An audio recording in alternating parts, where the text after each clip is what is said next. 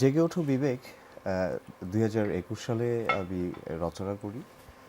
এটার পিছনে যে ঘটনা সেটা হচ্ছে যে আমরা ২০১৮-তে যখন নিরাপদ সড়ক চাই আন্দোলনটি শুরু হলো, তো এই কোমলমতি শিশু নবপ্রজন্মের এই যে রাষ্ট্র মেরামতের যেই অভিপ্রায় এবং তাদের যেই স্বতঃস্ফূর্ত জয়নিং, এটা আমাকে খুব অভিভূত করলো। রাইট।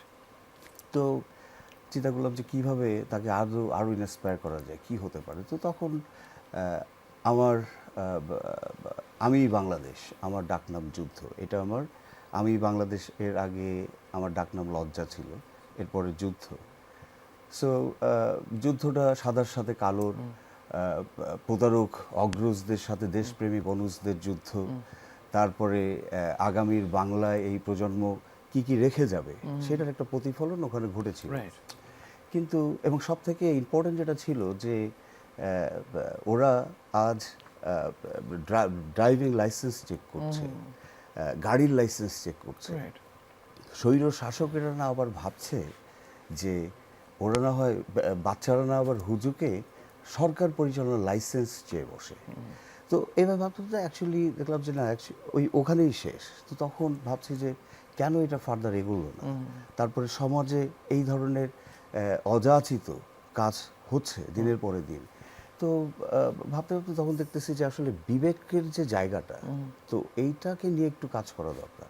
এখন অনেক বিষয় আছে যেটা আমরা সবাই জানি, সবাই বুঝতেছি, কিন্তু মাথার ভিতরে ওইটার পিন করা বা ফোকাসড না।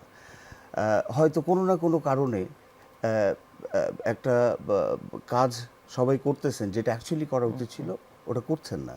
তো তখন আমরা চিন্তা করলাম যে একটু কবিতার মাধ্যমে ইয়ে করি, কিন্তু কবিতা তো ওইভাবে বোধহয় সবাই শুনবে না, আমরা একটু গান অ্যাড করি। তো এইভাবে লিখে রেখেছিলাম।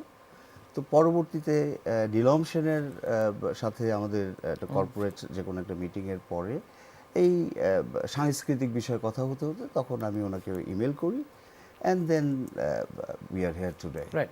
নীলমের কাছে একটু জানতে চাই যে এই যুক্ত হবার একটা ছোট্ট একটা বর্ণনা দিলেন আসলে রাসেল ভাই, আপনি একটু বলুন যে কিভাবে যুক্ত হলেন বা ওনার এই প্রপোজালটা কিভাবে আসলো, আপনি কিভাবে ফিল করলেন জিনিসটাকে, সবকিছু মিলে একটু জানতে চাই।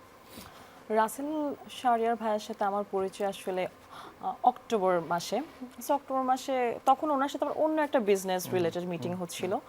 সো ওই মিটিং শেষ হওয়ার পর তো উনি লন্ডন চলে যায়। লন্ডন চলে যাওয়ার পর উনি ডিসেম্বরের 2 তারিখ উনি বাংলাদেশে আসে। তো বাংলাদেশে আসার পর হঠাৎ করে একদিন ভোর 4 তারিখ ভোরবেলার দিকে আমার মেইলে উনি ওনার এই জেগে ওঠো বিবেকের পুরো স্ক্রিপ্টটা আমাকে পাঠায়। তো আমি দেখার পর আসলে ওনার লেখাগুলো এত ভালো লাগছিল, তখন আমার মনে হলো যে এত সুন্দর লেখা, উনি এত প্রতিভাবান, এই কাজটা তুমি এত এফোর্ট দিয়েছে। আর আমি ওনার একটা স্টোরি জানতাম, 12 বছর উনি দেশে আসতে পারেনি। তো সবকিছু তখন মাথায় ঘুরপাক খাচ্ছিল।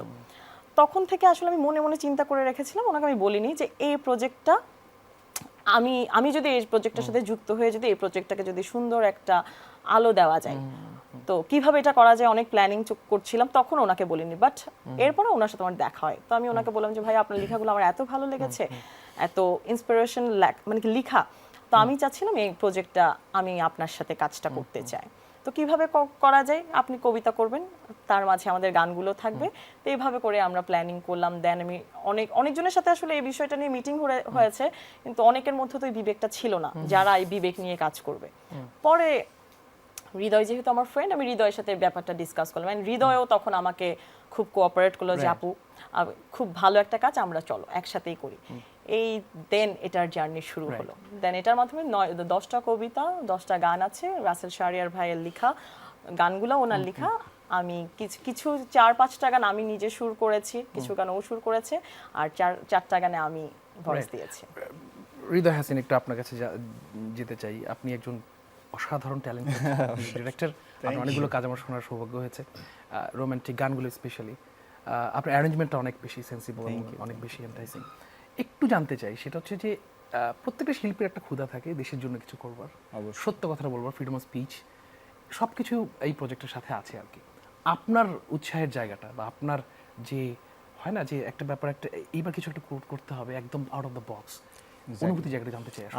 আমি একদম ফ্র্যাঙ্কলি বলি, আমি যখন এই প্রজেক্টটা নিলাম আপু আমাকে যখন বলল যে এরকম একটা সাবজেক্টের উপর আমাদের কাজ করতে হবে, তখন আমি একটু চুপচাপ ছিলাম যে আচ্ছা ঠিক আছে দেখি সামনে আগাই দেখি কি হয়।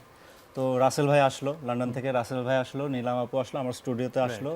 তারপর আমি তো প্রথমে মনে করছি আচ্ছা একটা গান হবে হয়তো বা একটা কিছু কবিতা হবে এরকম কিছু। তো রাসেল ভাই এসে যখন আমাকে পুরো একটা প্রজেক্টের লিস্ট দেখালো তখন প্ল্যানিংটা আর কি। এবং আমি সবগুলো যখন পড়লাম, আমি নিজে পড়েছি আগে প্রথমে, তখন আমি আর কি নিজের মধ্যে আর কি তখন বুঝলাম যে হ্যাঁ এইটা একটু কিছু একটা আলাদা হবে। বিকজ আমাদের সচরাচর তো গান করাই হয়, জিঙ্গেল গান সবসময় করা হয়, এইটা সম্পূর্ণই আলাদা, সম্পূর্ণই আলাদা।